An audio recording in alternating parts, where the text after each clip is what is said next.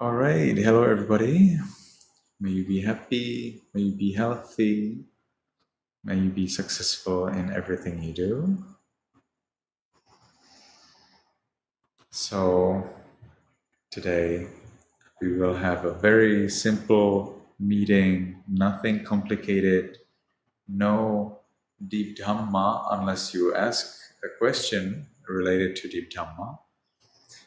Today, I would rather like to take this meeting in a more welcoming, introducing way.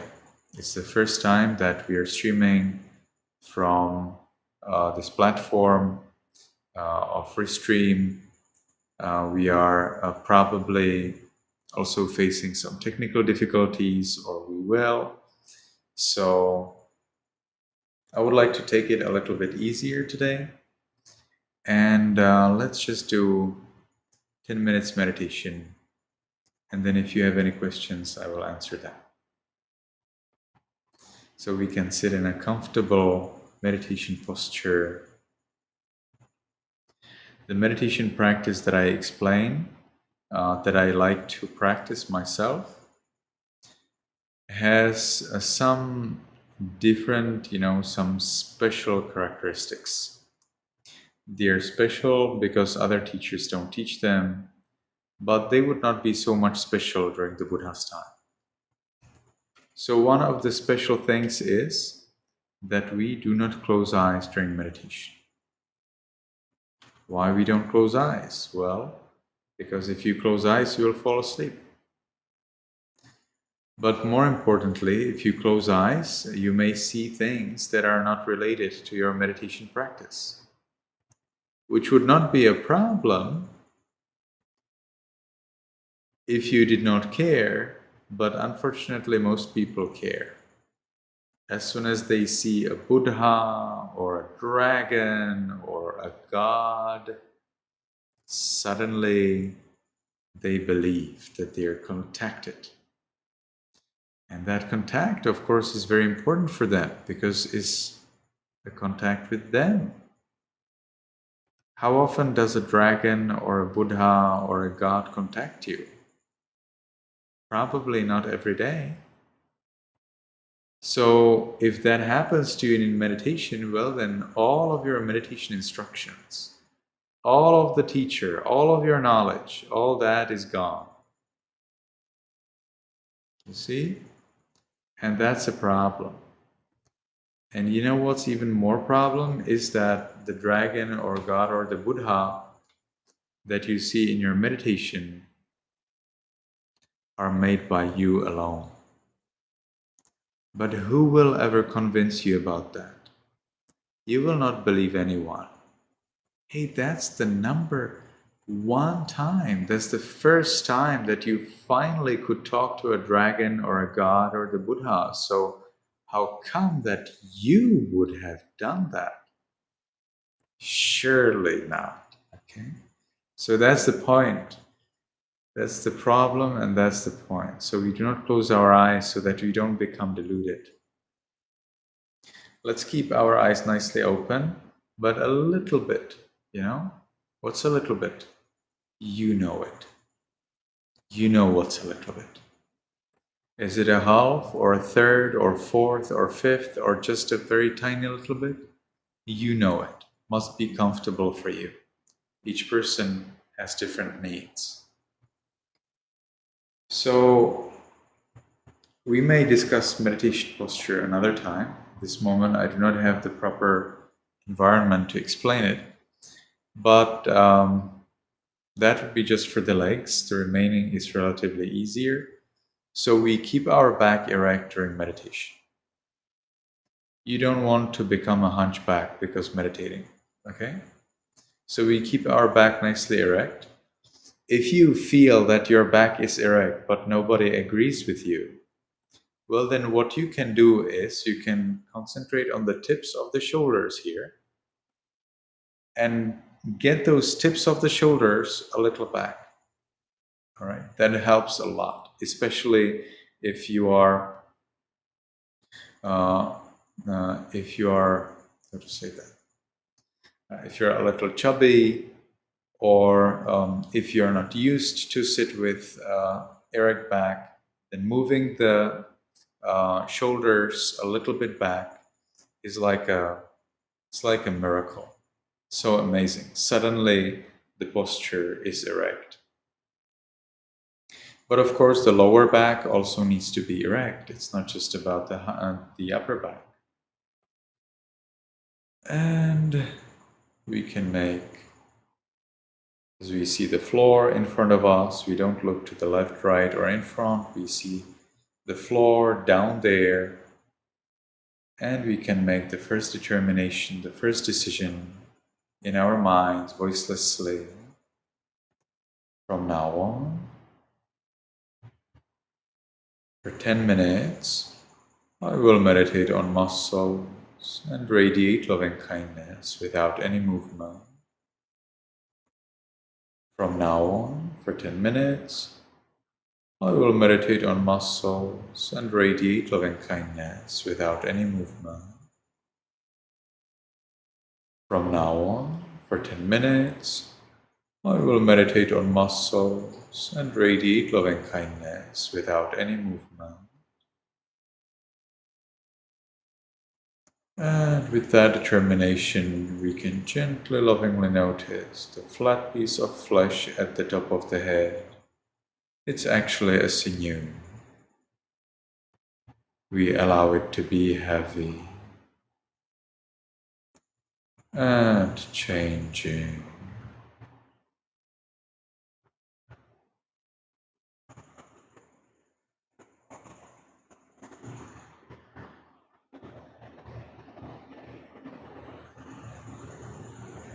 We continue in this manner to the forehead,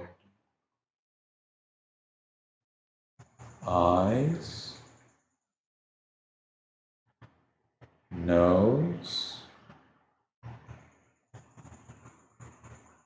lips, chin, cheeks, ears, back of the head,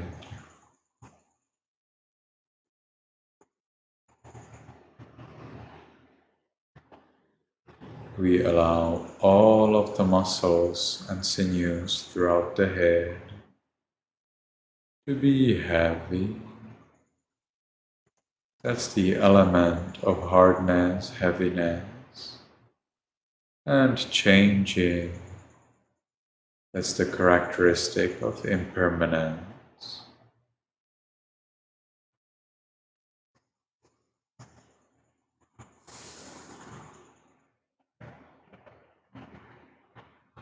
We continue to the neck, shoulders, arms, elbows, forearms, wrists, palms, fingers, tips of fingers, chest, abdomen, back,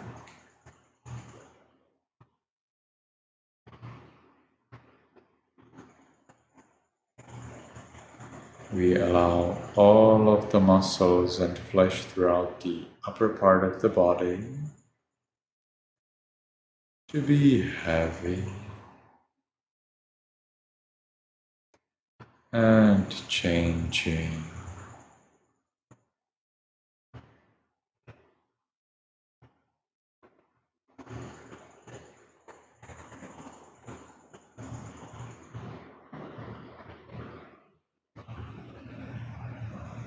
We continue to the buttocks,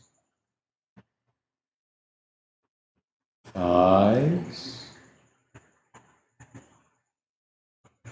knees, calves, heels, soles, toes, tips of toes.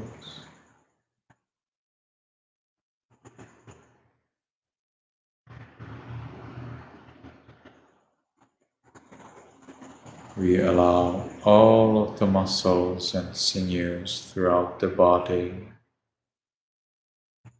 to be heavy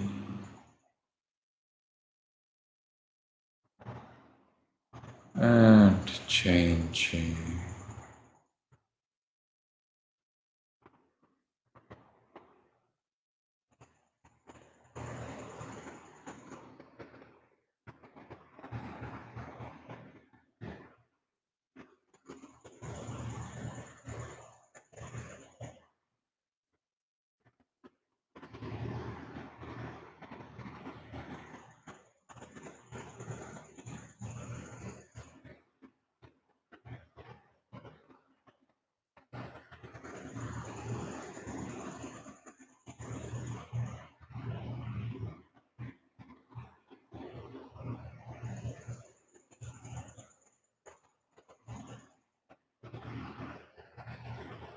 And as we allow the body to be the way it is, we ourselves experience freedom from worry about the body. Let's enjoy this freedom. Let's watch this peace.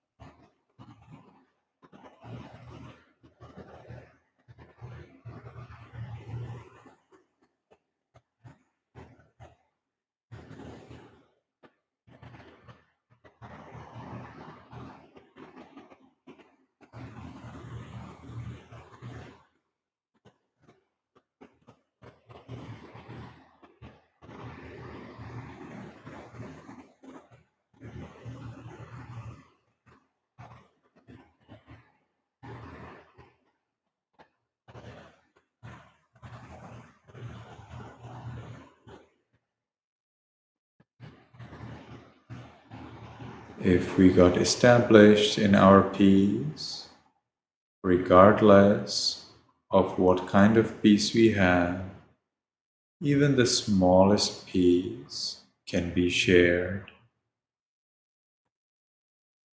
And we start in our room.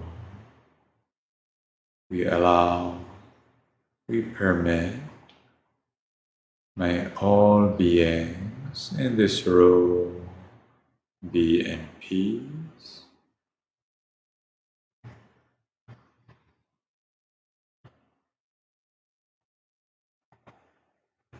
And we can gradually expand our thoughts of loving kindness. May all beings in this building be in peace.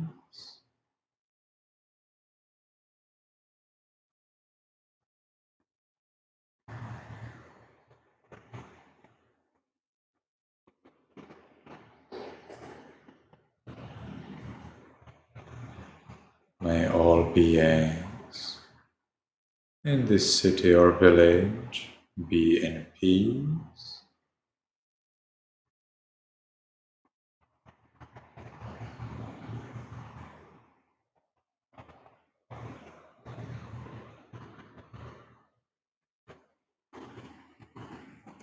May all beings in this country be in peace.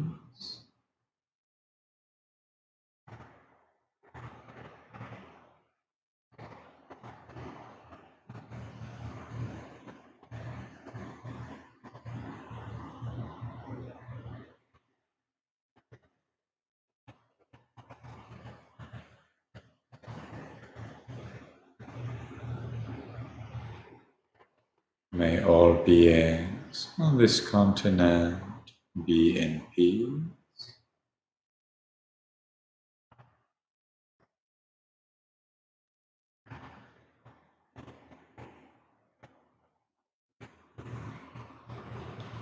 May all beings on this planet be in peace.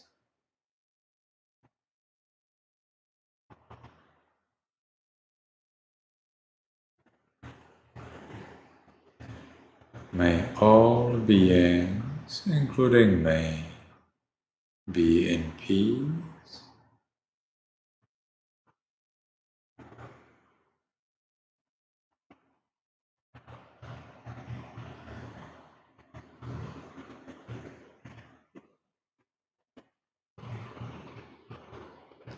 Now, because the time for this sitting is finished, let's make the last determination in our minds voicelessly. From now on, I will always be calm. From now on, I will always be calm. From now on, I will always be calm.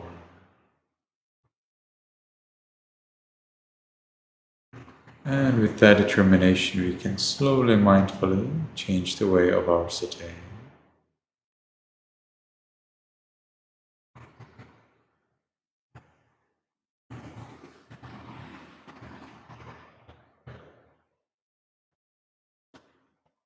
When we have changed the way of our sitting, we can take one more minute to watch the mind and see what does the mind do.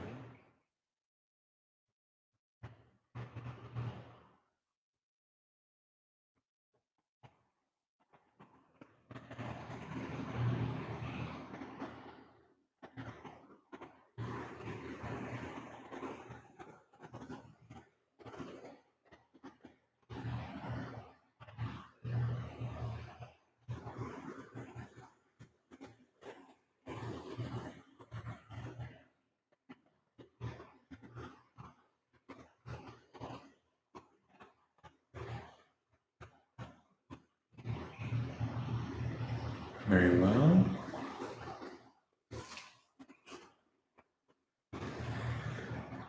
So,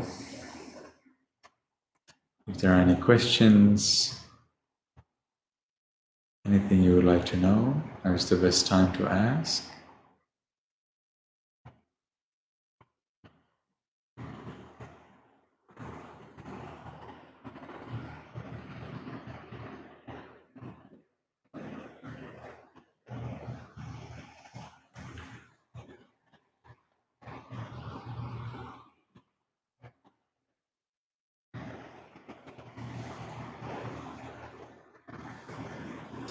Starting from next week, we will restart our reading of the book from Pa'autoya Siyar.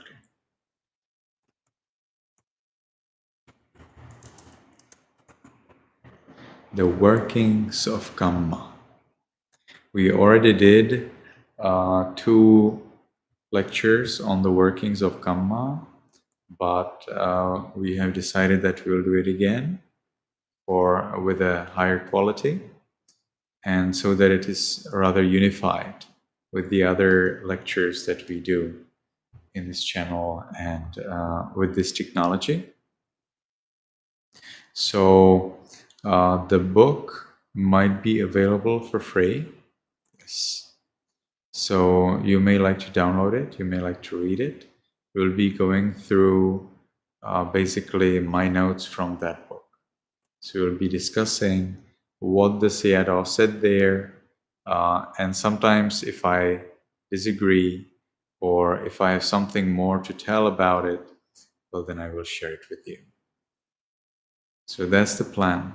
If you have any other idea or any other suggestion or whatever you would like to add or ask, is the best time.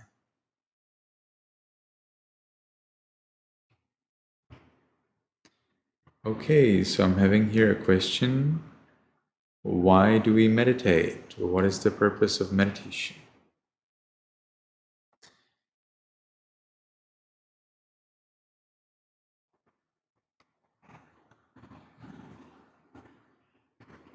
Meditation actually reflects what you want.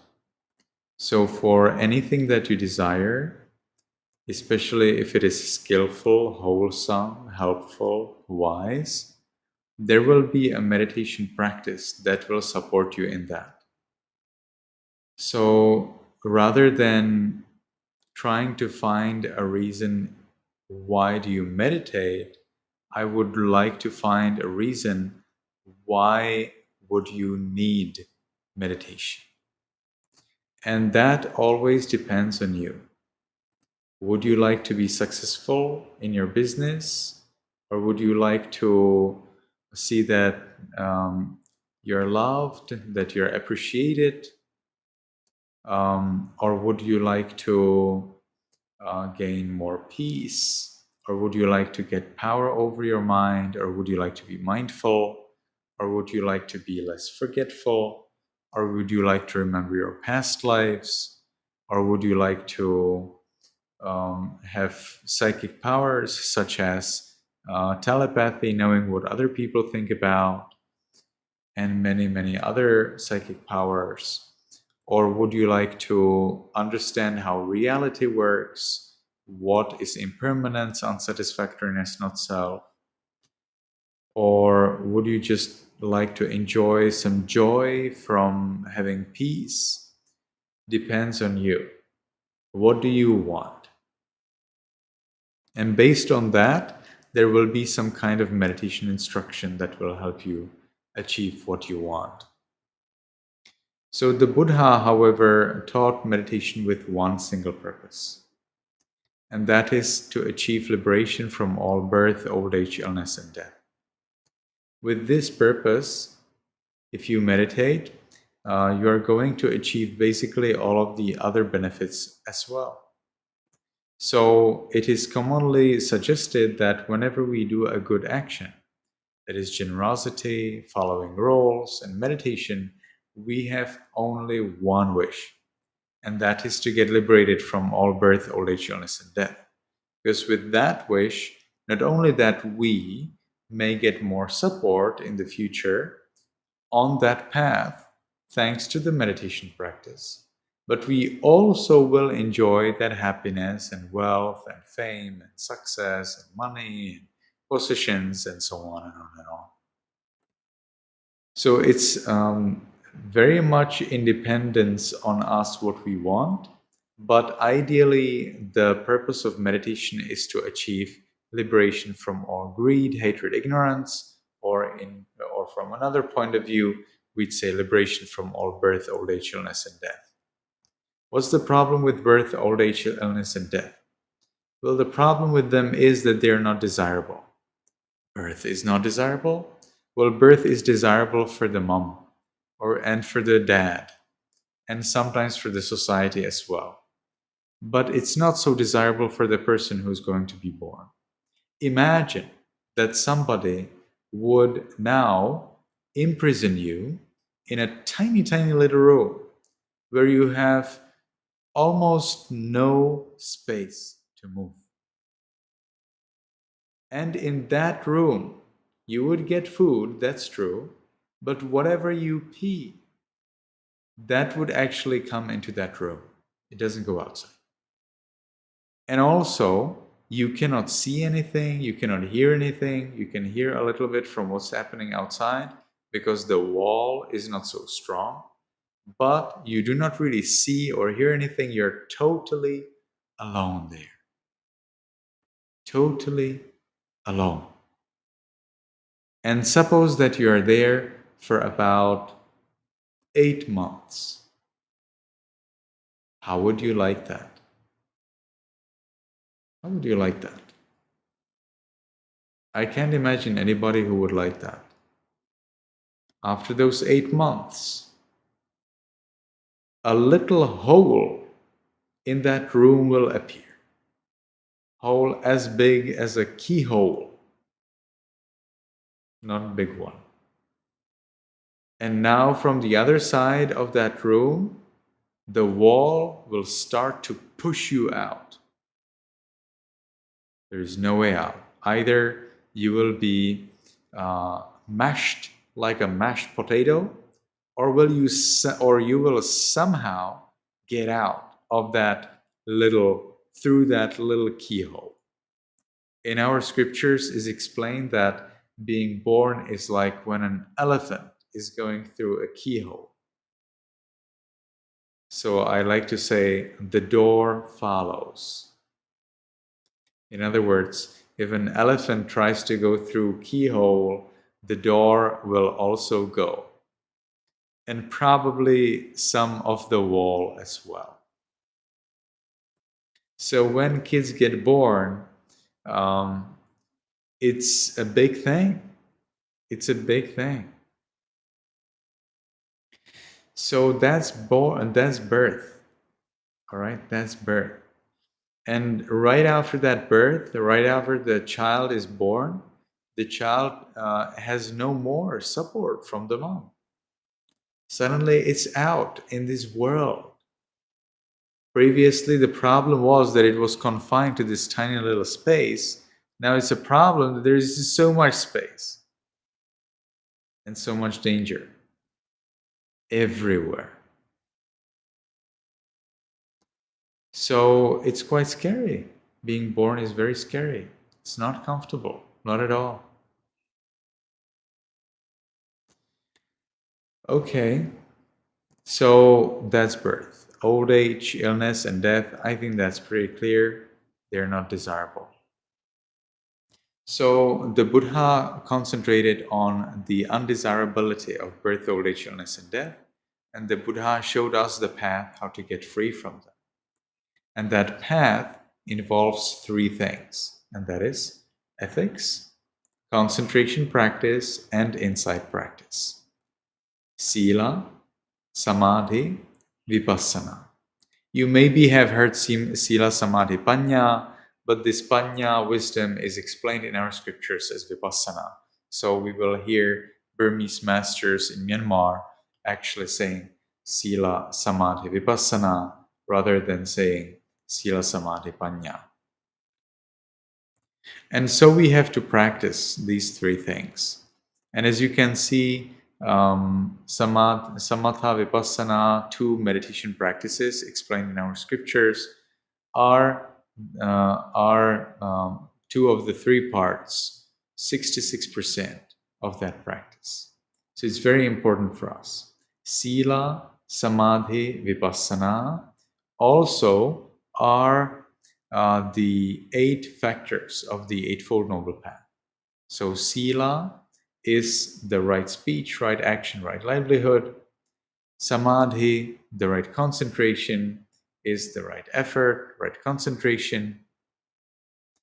And then wisdom is right mindfulness, right view, and right intention, or it's usually translated as right thought. You could theoretically say that Samma, Vayama, Samma, Sati, Samma, Samadhi, all of the 3 are actually Samadhi, but they are not Samatha. Samma, Sati is very clearly explained by the Buddha that they are the 4 Satipatthanas, and Satipatthanas are Vipassana. And Vipassana is panya, wisdom.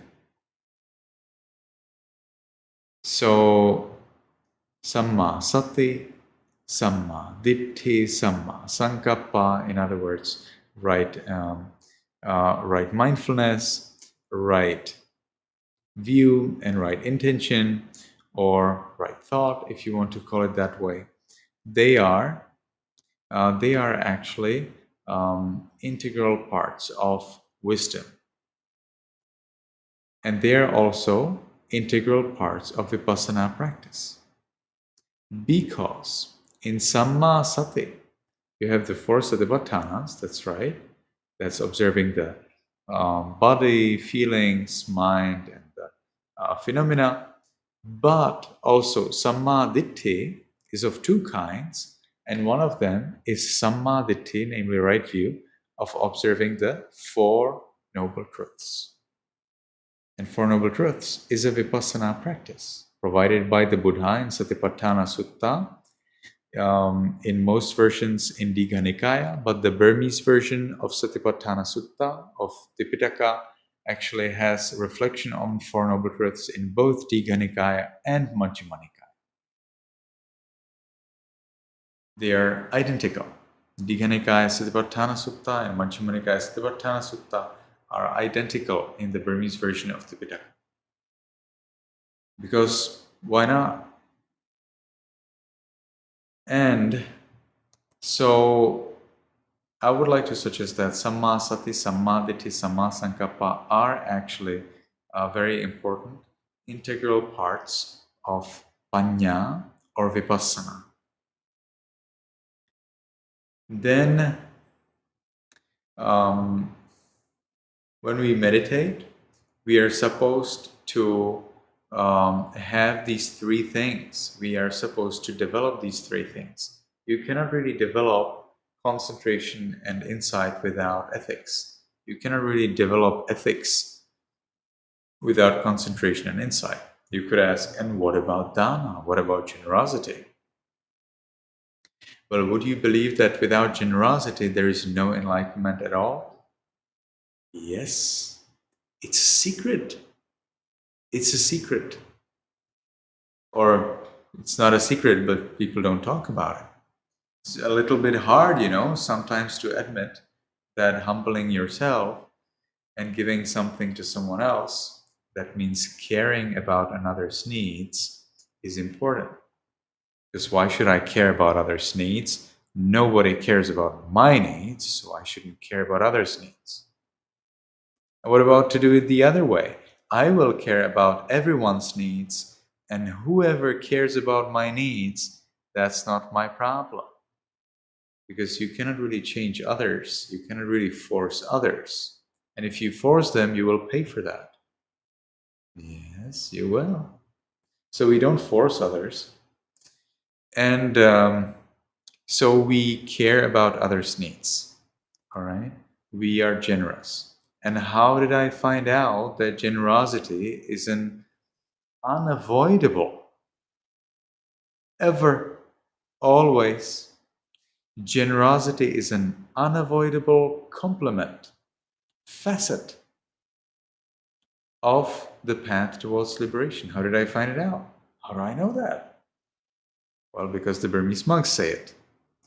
Why do the Burmese monks say it? Well, the Burmese monks explain it. So it is believed that you actually cannot become enlightened at all.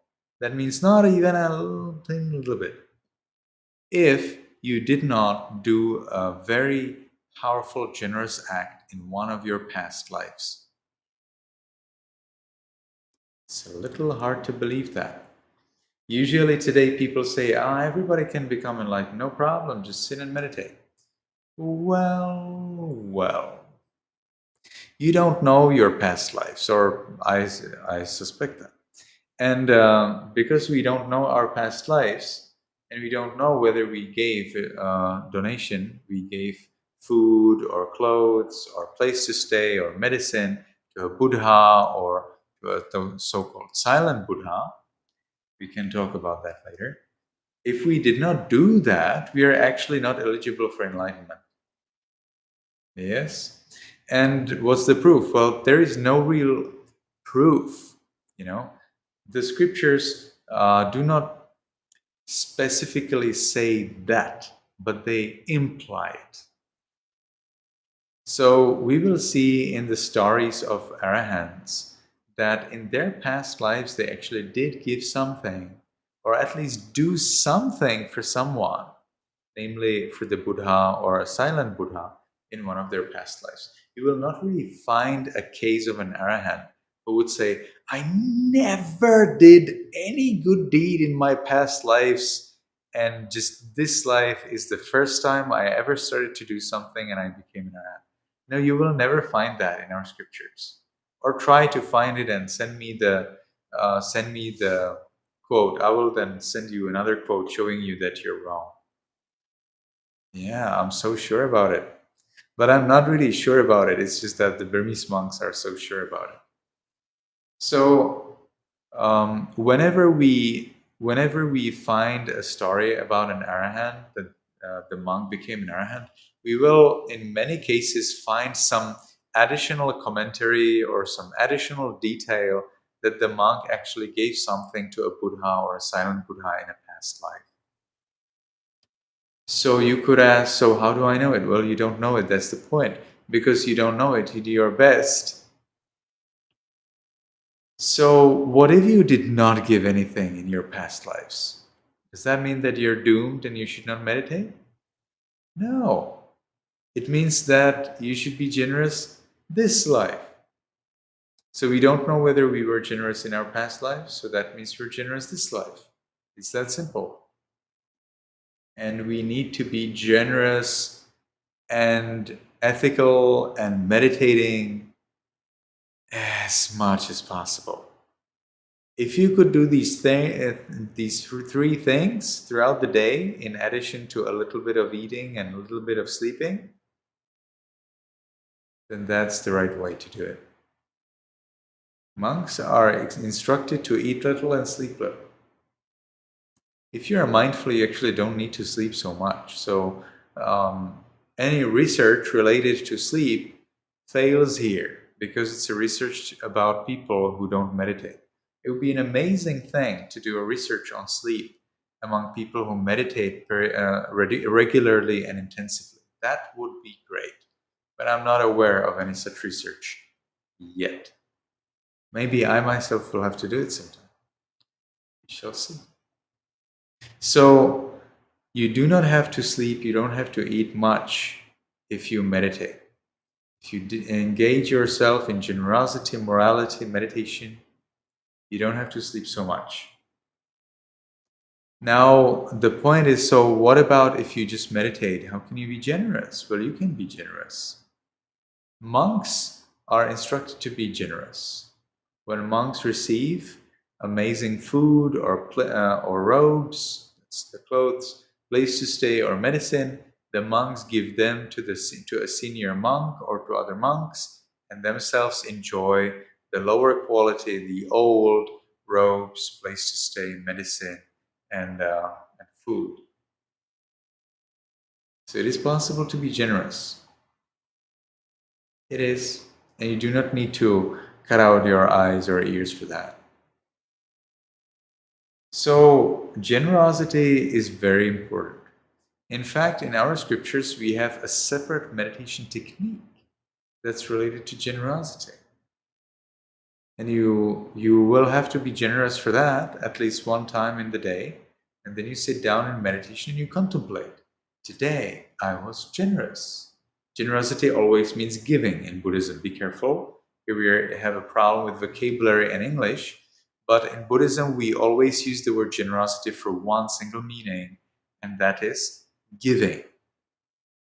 All right? If you speak with an English person, they will understand generosity as kindness, but that's not what I mean. Not at all. Never. I call kindness kindness. And generosity means giving. So we dedicate ourselves to giving, to generosity, and through generosity, our mind is happier. For that, there is research. That's already finished. And this mind that's then happier in meditation is easier to calm down. And when the mind can calm down, it can observe what's going on, either the object you're observing, let's say the breath or loving kindness and so on, or it can observe the arising, passing nature of the body and the mind. So the calm down mind is extremely important for us. To achieve that, we are generous, we are kind. Both of them are very necessary. All right. So as soon as our relationships are nice, as soon as we are sure that what we do is right, well, then of course, our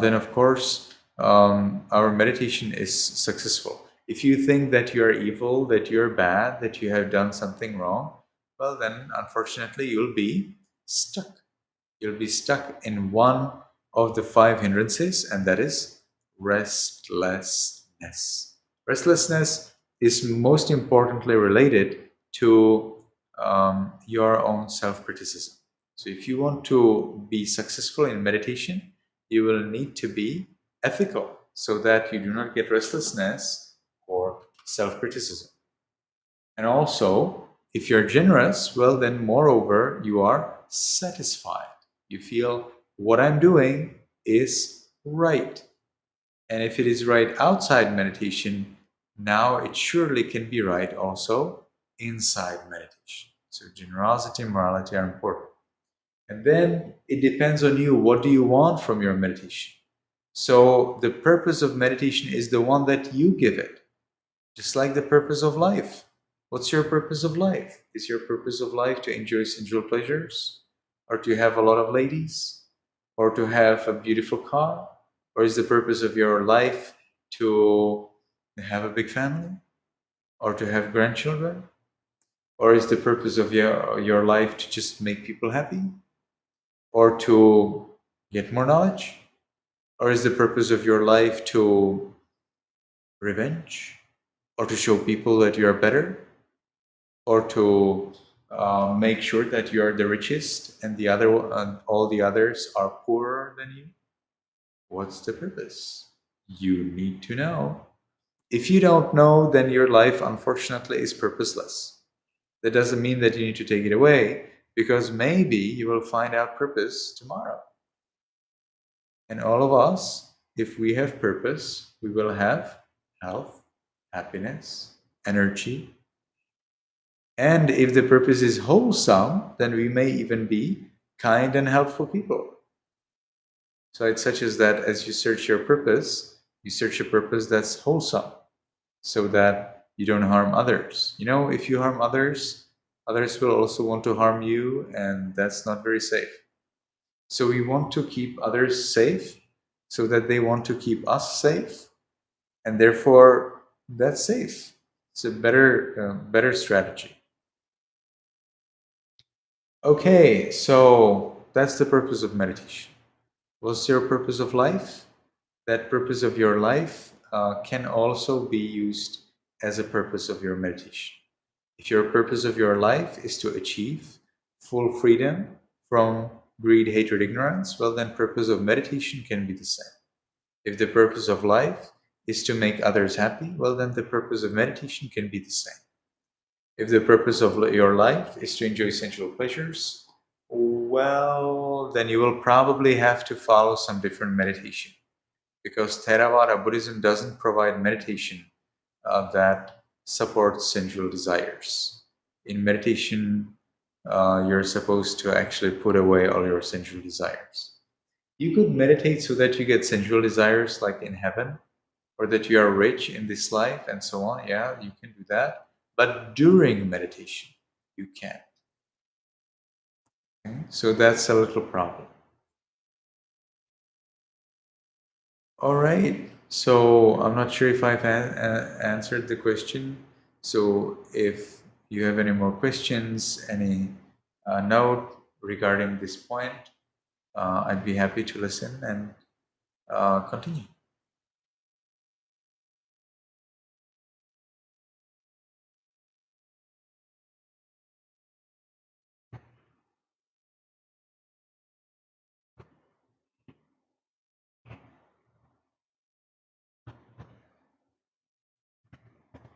All right. So I think that was more than enough for today. It's a welcoming session. We're just starting up. Next week, we want to read from the book The Workings of Kamma by Pa Auk Siado. Pa Auk Siado is a Burmese master. He's a Burmese meditation master. He has many, many thousands of students. Very famous, very powerful. He has many monasteries all around the world, and many of you probably have heard of him already. Pa'ao Sayadaw is most famous for his very detailed and structured practice of observing breath.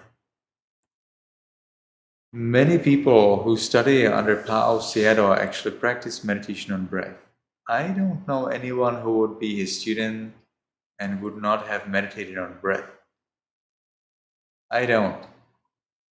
So Pao Sayadaw teaches meditation on breath. He does teach a lot of other things, but it seems that the breath is the basis for everything in his method. And we will be talking about Pao Sayadaw's understanding of the world. He's providing a lot of very important and powerful and hidden and buried, that's the word I like more, buried references in our scriptures that explain the nature of our actions and their consequences. And he explains it in a very minute detail. So the book is quite big. We'll be reading tiny little bit by little bit, and we'll see how far we can get. The book is available in various languages. We'll be following the English version, and we will probably be following the second edition from 2018. So you may like to search it, The Workings of Kamma, online, download it, maybe read the first chapter. We'll be reading the basics of Kamma until the point where the Sayadaw explains the destruction of the world. So the destruction of the world means the physical destruction of the world, the physical destruction of the physical world. So until then, we'll be discussing rather basically what's the problem of Kamma and what's the root of Kamma. It will be introduction to that book, but it's part of the book. Sometimes the Sayadaw says things with which I disagree. Well, I believe that's my right to disagree with another person. Very often, however, we can see that while the Sayadaw provides amazing references, which are very accurate and very reliable, sometimes the Sayadaw provides his own opinion or something he has heard somewhere, but there is no reference at all. And we will be looking at those things and we will be considering whether those points are important or whether ourselves, we have some other knowledge or other point of view that can add to better understanding of how the things are. So it was a pleasure to see everybody. I hope to see you again next week. May you be happy, may you be healthy, and may you be successful in everything you do.